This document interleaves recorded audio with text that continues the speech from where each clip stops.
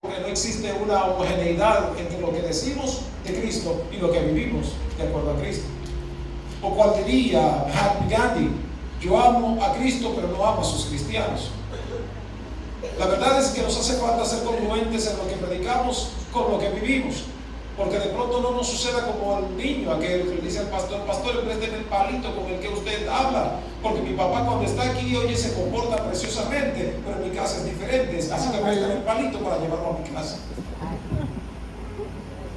Era muy buen predicador en la iglesia, pero en la casa. La señora dijo: bueno, para que mi marido se salve, juntó todos los ajuares en un camión, llegó hasta la iglesia un día, y cuando empezó a bajar las cosas del camión, el pastor llega en ese instante: hermana, ¿usted qué hace?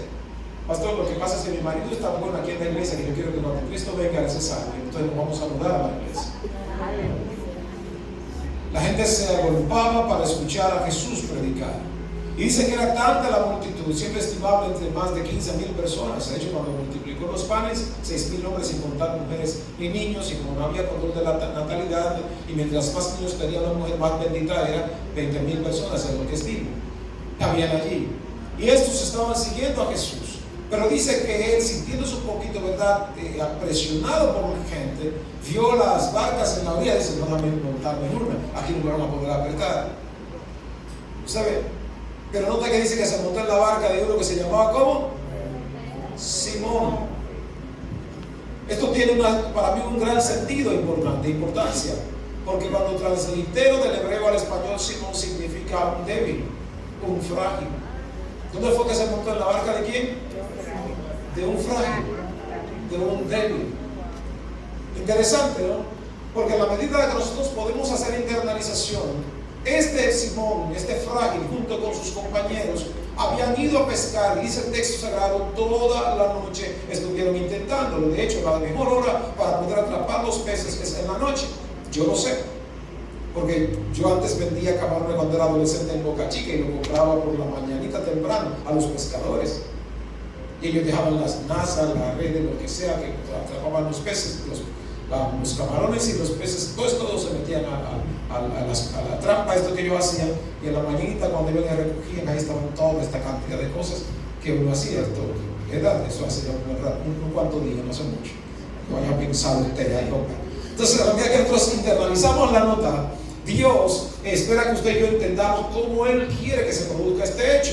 Dice que se acercó y se montó en la barca de una persona con una calidad específica. Hablo de ello no solo desde la perspectiva del estado, ¿verdad?, quizás un tanto anímico, pero es posible que sea un frágil desde el contexto emocional, desde el contexto del carácter, porque está hablando justamente, los nombres no son puestos en la Biblia al azar. Los nombres tienen, ¿verdad?, una correspondencia con las actitudes que el individuo maneja. De hecho, vemos que este Pedro era justamente, o este Simón era exactamente lo que su nombre decía en la historia bíblica, y lo miramos. Entonces, a medida que observamos la nota, él aborda la barca de este Pedro, que se había alejado para lavar las redes. Intentamos, pero no hubo peces. Intentamos, y ahora sí comienza el problema, porque ¿qué le llevo a mis hijos ahora de sustento? ¿Cómo me presento donde mi esposa decirle que no hay? Porque era casado, tenía suegra, era casado. Entonces, ¿cómo me le llevo allá y le digo que no hubo pesca hasta el día de hoy? Imagino que él, como muchos egresados de universidades, este hombre que había crecido en ese mar, o en ese lago, ¿verdad?, de Galilea, mar de Genesaret, o mar de los Uncos, como establecen algunos, con unos 12,9 kilómetros de largo, por unos 9,5 de ancho. O sea, la verdad es que este está allí, frente a esta realidad y este contexto, está intentando atrapar los peces que lleven sustento a la familia y que le permita conseguir algo adicional. Pero ojo con el texto.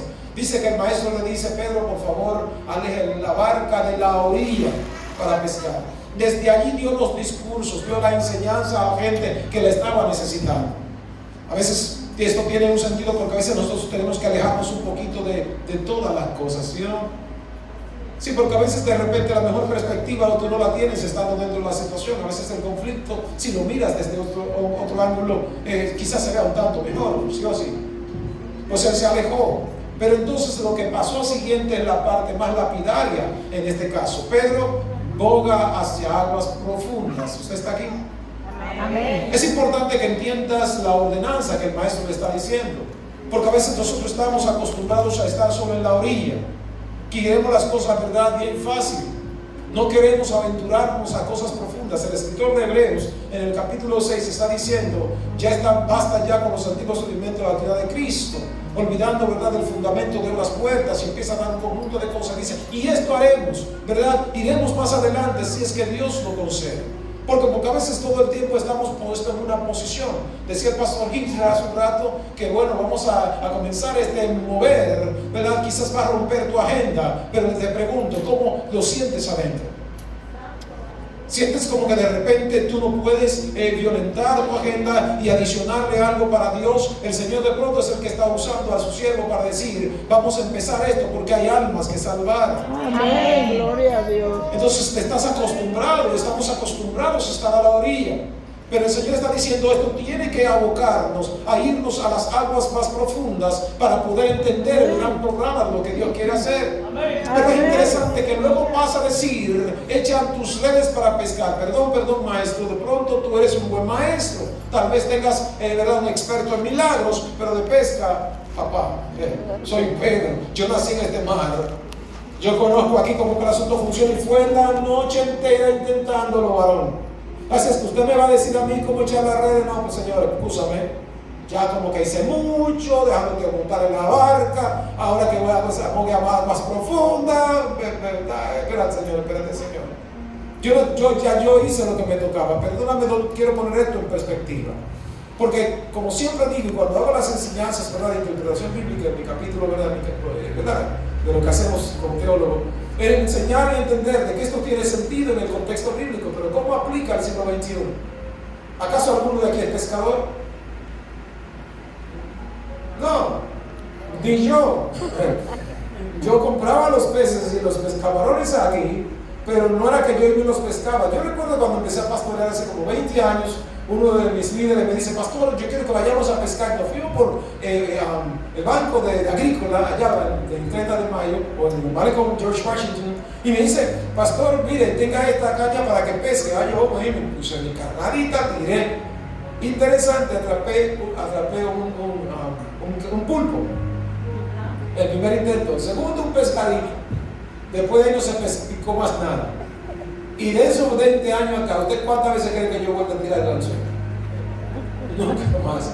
O sea, yo no soy pescador, yo no sé ni siquiera cómo esto se da. Ahora permítame colocar en perspectiva lo que acabo de señalarle. Porque aquí no estoy hablando de pescadores, yo estoy hablando de gente que egresan de una carrera universitaria, de gente que levantaron la mano y le dijeron sí al Señor en una oportunidad y han hecho suficientes esfuerzos para ver cambios en sus vidas. ¿Y saben qué? Lo han tenido. Y están dicho, bueno, yo he colocado tantos currículums en tantos sitios, tengo tantas personas y aún teniendo tráfico de influencia no lo he logrado. He tenido tanto esfuerzo y he hecho tanto diligentes esfuerzos en un conflicto matrimonial y no se ha solucionado. He orado, ayunado, iniciado, tirado de barriga para ver que las cosas cambien, las cadenas se han roto y no he visto ningún resultado.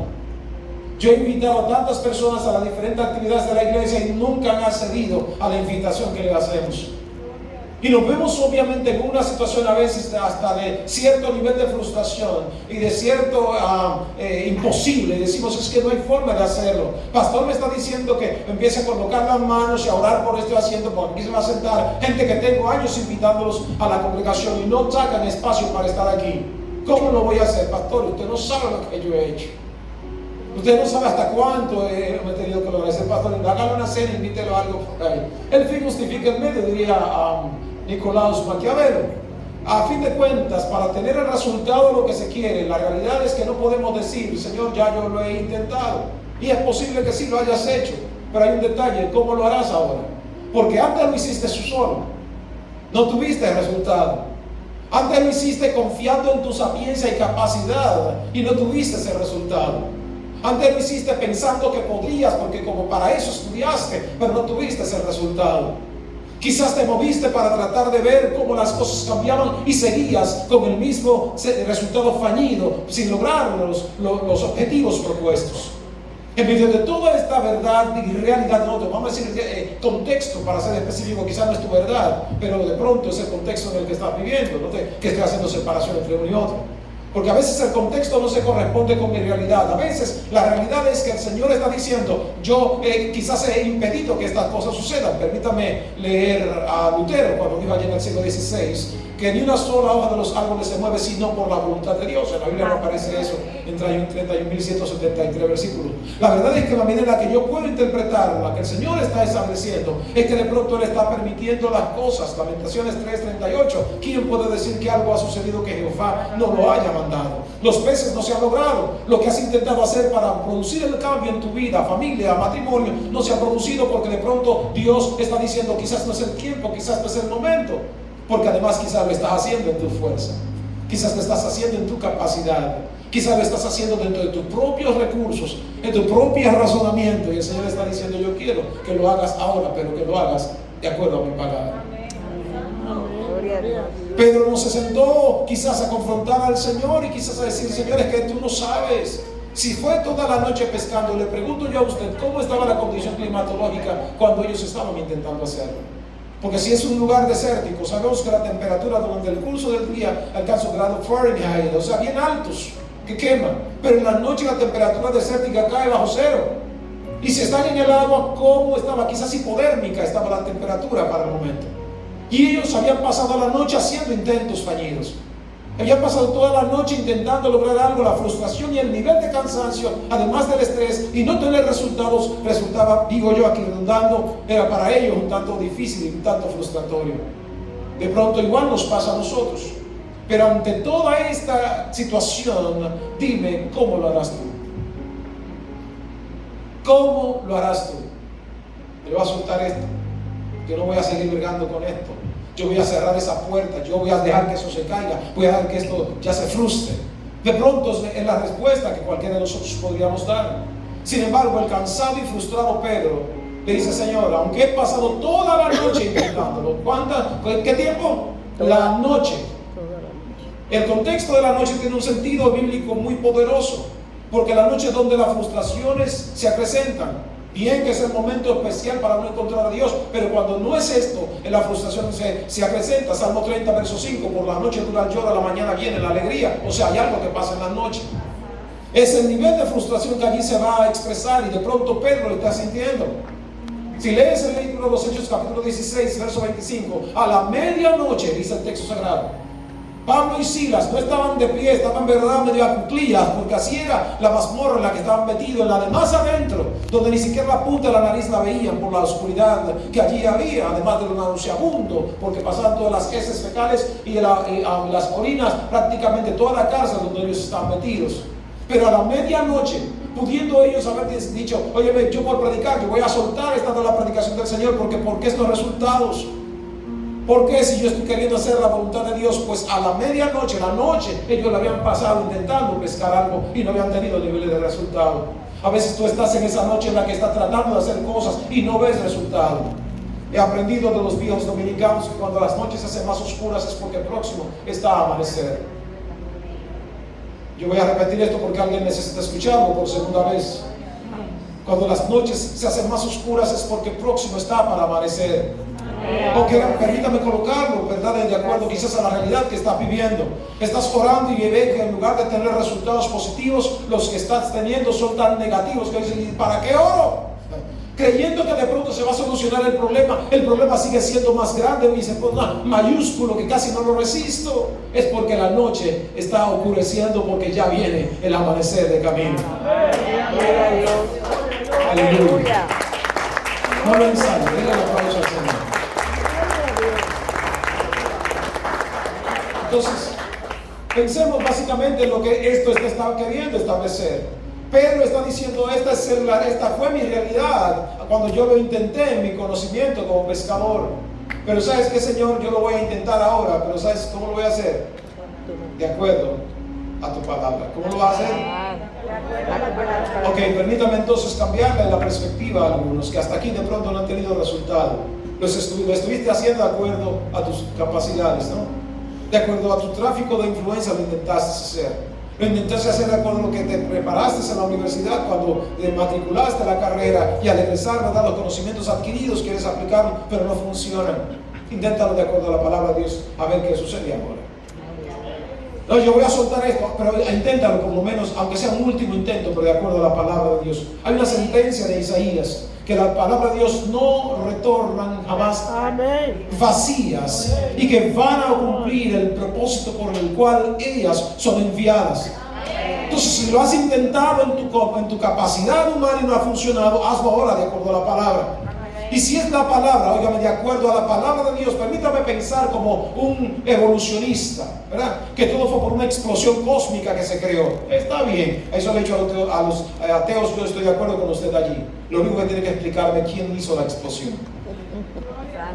Porque una cosa dicen los ateos, y obviamente hablando en el orden de la física, que la energía se convierte en materia, y yo estoy de acuerdo con eso. Cuando mi Dios dijo sea, todo empezó a crearse, porque fue una descarga de energía tan fuerte que todavía están apareciendo nuevas constelaciones y planetas por ahí. Gloria a Dios. Así, si lo vas a hacer de acuerdo a la palabra de Dios, te garantizo que lo que aunque no exista, empezará a crearse a tu favor. Que no llega, hazlo de acuerdo a la palabra de Dios, que si el corazón es de piedras, en sentencia el nuevo pacto que se convertirá en corazón de piedra, en corazón de carne, para poner Dios allí sus estatutos y sus leyes y mandamientos. Hazlo de acuerdo a la palabra de Dios para que veas que las cosas van a cambiar. Ya deja de hacerlo e intentarlo en tus fuerzas y en tu razonamiento. Ahora vamos a intentarlo en el nombre de Dios y por la palabra de Dios. Aleluya, que como dice Pablo en Hebreos 4:2, usted le pone al escritor que quiera, yo por estudio digo Pablo, que la palabra de Dios es viva y eficaz y más cortante que toda espada de dos filos. Me gusta la palabra allí porque la palabra dos filos en el texto griego, como se escribe, es deutomos, donde dice deu, dos, tomos, bocas, o sea, dos bocas es lo que dice en la traducción al español. O sea, si inicialmente Dios dijo la palabra y tú la creíste con el corazón y lo repite como Dios lo dio sin alterar nada, entonces tu boca será la boca de Dios dando el segundo filo a la palabra y las cosas empezarán a crearse. ¿Lo has intentado con tus fuerzas? Por tu boca no ha funcionado nada positivo. Ahora permite escuchar la palabra de Dios y acéptala en el corazón, aplicando lo que dice el salmista en el 62 verso 11. Una vez habló Dios y dos veces yo he escuchado. ¿Cómo puede escucharse si aun cuando las matemáticas están compuestas por axiomas, indicando que no son ciencias exactas, pero una cosa es Dios dijo para escucharla la segunda vez es cuando tú la repites como Dios la dijo sin cambiarle? Y si algo va a empezar a producir resultados positivos de acuerdo a la palabra de Dios, ¿tú cómo lo harás? ¿Cómo lo harás? Porque a veces lo intentaste, a veces lo probaste, pero no tuvo el resultado. Lo has intentado tantas veces, tan recurrentemente, y no hay el resultado. Ahora vamos a hacerlo de acuerdo a la palabra de Dios. Amén. Esta palabra de Dios que tiene poder, la palabra de Dios es poderosa, pues el cielo y la tierra pasará, pero su palabra no pasará. Aleluya. Es necesario que nosotros lo asimilemos en el corazón, porque el Dios del cielo que nos habló una vez va a sostener lo que Él dijo en el orden del tiempo. Lamentaciones 23:19. Él no es hijo de hombre para que mienta, tampoco es pecador para que se arrepienta. Si Dios te dio una palabra, si Dios te dio una promesa, mi hermana, mi hermano, usted necesita yo creerla, que como Él dijo, así va a suceder. Amén. Ojo, no en tu tiempo, en el tiempo del Señor. Amén. Cuando yo empecé a pastorear, recuerdo que pastoreaba en una iglesia muy grande, capacidad como para 500 personas. Y empecé a pastorear esta iglesia hace 20 años. Y la hermanita que limpiaba la iglesia los domingos dijo, hermano, perdón, me viene a ayudarle a cargar los cubos de agua y todo el caso. Y los pastores hacen eso. Entonces, ¿qué hacen los pastores si no hacemos esto? Así que permítame, yo cargo los cubos de agua y deme los paños porque yo quiero limpiar los asientos. Cada vez que oraba, cada vez que limpiaba los asientos, oraba por el asiento y por la persona que se iba a sentar en ese lugar. Y ministraba a Dios haciendo esto. Cuando barría, le decía, Señor, que así salga todo el impedimento, que las almas vengan a ti. Señor, que así mismo se vayan las enfermedades y que tú empieces a orar de una forma especial. Mi hermano, de pronto será algo de loco, pero a ti, ¿quién te dijo que lo que viene de fe es racional? La métrica del razonamiento de Sigmund Freud, judío austríaco americanizado, me ha hecho que mucha gente hasta razone en lo que es irracional. ¿Cómo tú puedes concebir a Dios en tu cabeza? ¿Cómo lo puedes concebir? ¿Cómo si ponen las manos sobre los enfermos sanarán? 35.5 de temperatura corporal no produce sanidades. Pero si Dios dijo pon las manos sobre los enfermos, no razones, obedece y haz lo que Dios te dice, hazlo de acuerdo a su palabra. Haz de acuerdo a su palabra, porque es lo que va a traer el resultado positivo a lo que ha de suceder. Pues la fe te permite oír lo que no se escucha, te permite ver lo que no se ve con los ojos naturales, te permite, óyeme, palpar, oye, lo que no es concreto. La fe tiene esta particularidad. Pedro está diciendo es que yo lo he intentado todo, mi hermano, es de acuerdo a la palabra. Ojo con ello, usted no puede ver lo que yo digo, solo puede escuchar lo que yo digo. Pero como dijo Salomón, está diciendo tal es el hombre, sus pensamientos, tal es él. O como diría René Descartes, 1482, primero pienso, luego existo. Hay una verdad poderosa. Dios dijo algo, y si Dios dijo algo, él lo pensó primero. Si usted puede pensar de acuerdo a la palabra de Dios, alguien empezará a ver los resultados. ¿Con quién hablé ahora? Si tú empiezas a pensar de acuerdo a la palabra de Dios y a concebirla en tu interior, mi hermano, entonces el sonido del pensamiento es la palabra. Voy a repetirlo. El sonido del pensamiento es la palabra. Ahora, ¿qué vale es el sonido que le das tú a tus pensamientos? De acuerdo a tus pensamientos y de acuerdo a la palabra de Dios en tu mente. Por eso Pedro está diciendo en su primera carta 4:10, si alguno habla, hable conforme la palabra de Dios. ¿Entendiste ahora? Si vas a hablar a la silla porque no hay un pariente tuyo que no ha llegado todavía, empieza a hablar de acuerdo a la palabra de Dios. Si hay un amigo al que tiene años invitando, empieza a hablar ahora de acuerdo a la palabra de Dios. Él viene, Él viene, Él viene. Yo aquí lo veo ministrando, acá lo veo sirviendo al Señor. No importa cómo lo veas en la calle. Pues recuerdo que cuando dirigía Radio Revelación hace unos años, como director de programación, recuerdo que invitamos a un hermano a predicar. Este hermano era adicto a drogas. Sí, dice verdad que su mamá, cuando lo llevaban drogado y alcoholizado, le decía: póngame ese profeta en ese sillo, cuidado si me maltratan al profeta. Los muchachos contemporáneos, ¿verdad?, los compañeros del coro del chico, decían: esta vieja está loca, esta evangélica está loca. Pero esta mujer estaba haciendo una declaración de fe a favor de su hijo. Recuerdo que testimoniaba y decía que en una oportunidad un hermano muy amado por ella le preguntó: ven acá, ¿cómo está? Vamos a ponerle un nombre al muchacho, ¿verdad? Pablito. Oye, ¿cómo está Pablito? Este muchacho Dios lo está usando con poder, sanando enfermos, Dios lo está usando en milagros. Oye, hermana, me gozo, porque tú sí tuviste dolores de cabeza con ese chico. Pues me gozo por ti, hermana, ya tú sabes, te me cuida, hablamos luego. Y seguimos adelante en Victoria. 2 cuadras más adelante encuentra el varón al hijo de la señora, al que ella hablaba que era un tremendo profeta usado por Dios. Estaba zigzagueando de condena a condena. El hermano se devuelve y le grita a la hermana: ¡hermana! Y la hermana se detiene: ¿qué pasó, varón? Usted sabe que la mentira del diablo, eso dice Juan 8:44, que el diablo es padre de la mentira. Usted me dijo que fulano, ven, cuidado, hermano, reténgase ahí. Porque el hecho de que usted lo vea como usted lo vea no es mi fe. No es mi fe. Yo en la palabra de Dios estoy echando la red a favor de mi hijo. A favor de mi hijo estoy echando la red. A favor de mi hijo yo le estoy echando. Usted lo ve como usted lo ve, pero mi fe está diciendo que él le está sirviendo a Dios y que está siendo usado por Dios. Aleluya. Y el muchacho años más tarde pues lo invitamos a la actividad de la emisora y le daba este testimonio. Y hoy se lo comparto a usted, que de pronto ha hecho intentos porque está pasando por una prueba, por un conflicto, y a veces queremos correr donde el abogado para firmar una disolución matrimonial como recurso jurídico de 1889 en la tercera constitución napoleónica. Pero la verdad es que no es lo que establece el texto sagrado, y que no queremos salir corriendo del conflicto. Queremos agarrar, soltar el empleo porque estamos teniendo dificultad con el jefe o con el compañero o con el inmediato. Porque a veces de pronto estamos teniendo problemas en una materia en la universidad porque hay un profesor que la cogió conmigo.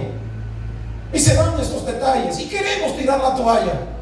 Pero hay una verdad poderosa. Inténtalo en el nombre del Señor a ver qué pasa. En el nombre del Señor haz un esfuerzo adicional. Y usted dirá: pastor Luperón, pero usted no sabe con lo que yo he estado pasando por estos años. Mi hermana, mi hermano, si el Señor lo ha permitido y tú has dicho y has leído 8:28 de Romanos, y sabemos, porque no lo ignoramos, que a los que amamos a Dios algunas cosas nos ayudan a bien. Para ver si no se sabe en el texto. Porque a veces algunos, yo creo que son algunas las que me convienen. Creo que son algunas las que me van a facilitar la vida. Y si de repente el conflicto que tienes con el maestro, con el compañero de trabajo, con tu esposo, con tu esposa, con el hijo, con el jefe del trabajo, oye, mi hermano querido, si es todas las cosas, no exonera hasta el diagnóstico médico, ayuda bien. Amén. Hasta el diagnóstico médico ayuda bien. Y aún te mueras, te ayuda bien porque cobras el premio. Pero en medio de todo esto, que claro que muchos no quieren cobrar el premio, en la medida que nosotros podemos entender la nota, Dios espera que a pesar de los esfuerzos que has hecho, sin el resultado positivo, lo hagas, pero ahora de acuerdo a su palabra. Amén. Gloria a Dios. Es interesante que dice el texto sagrado que cuando arrojó las redes, atraparon gran cantidad de peces, tanto que la red se rompía. Y echó grito a los que estaban lejos para que viniesen con la otra barca. Se llenaron ambas barcas, tanto que éstas se anegaban. ¿Usted está escuchando? Amén. ¿Cuánto tiempo tenemos en esta comunidad trabajando? Me encanta que el pastor dice desde ya los que están habitando los nuevos buildings, los buildings se están levantando y estamos orando en función de esto. Así es como debe ser la cosa. Porque esta barca ahí tiene que ser llena y que los demás compañeros del entorno, pues igual también reciban los peces, las almas que han de ser salvadas. Cuando empecé a mirar este texto y lo miré en el griego, observé que decía que ya esto es una especie viva. Lo que vas a atrapar es algo vivo. ¿Se entiende la nota acá? No está siendo exclusivo en el cambio de profesión que el maestro le hace. Pues Pedro, habiendo atrapado tantos peces y ojo con ello, dice, cayendo de rodillas, le dijo al Señor, aléjate de mí que soy hombre pecador. Y el Señor le dijo, a partir de aquí serás de hombres. Y dejándolo todo, lo seguían. Pero venga acá, Pedro, perdóname, Pedro. ¿Qué era lo que tú intentaste toda la noche? ¿Era pescar? ¿Por qué ahora lo dejas todo? ¿Alguien coge aquí la nota? Oye, es que cuando alguien encontró al maestro, todo lo demás perdió valor. Cuando alguien encuentra al maestro, todo lo demás pierde valor. Cuando alguien se encuentra con Cristo, todo lo demás pierde valor. Gloria a Dios. Mi profesión solo tiene sentido si puedo ministrar a Cristo en ella. Aleluya. Miraba el día pasado un vídeo de un chico que va en un Got Talent y le dicen, tú vas a seguir cantando canciones cristianas, pues por tu respuesta determinará mi voto. Y él dijo, sí, siempre cantaré canciones cristianas, pues mi voto es negativo. Y lo único que dijo, gracias, porque Cristo no estaba en negocio para el muchacho. Aleluya. ¿Y para usted? ¿Está Cristo en negocio? ¿Lo puedes cambiar por tu profesión? ¿Lo puedes cambiar por una decisión particular porque estás en muy buena posición económica, ganando muy buen dinero? ¿Lo puedes cambiar? Tienes que decidirlo. Porque cuando hemos encontrado realmente a Cristo, todo va a perder valor porque hemos alcanzado el mayor tesoro que pueda haber, Cristo. Y aquí no vamos a pensar en términos relativos porque Cristo es absoluto. Nos vendieron en 1969 con la teología de la liberación. Tú no puedes esperar bendiciones futuras cuando tú vives en el aquí y el ahora. Lo que es verdad, dice Marcos 10, que no hay aquel que haya dejado padre, madre y todo lo que usted pueda recordar, que no recibe en este siglo 100 veces más y en el venidero la vida eterna. Cuando hemos decidido por Cristo, estamos recibiendo cosas mayúsculas a favor, ¿verdad? Por haber elegido a Cristo, por haberlo hecho de acuerdo a su palabra, por haber vivido de acuerdo a ella.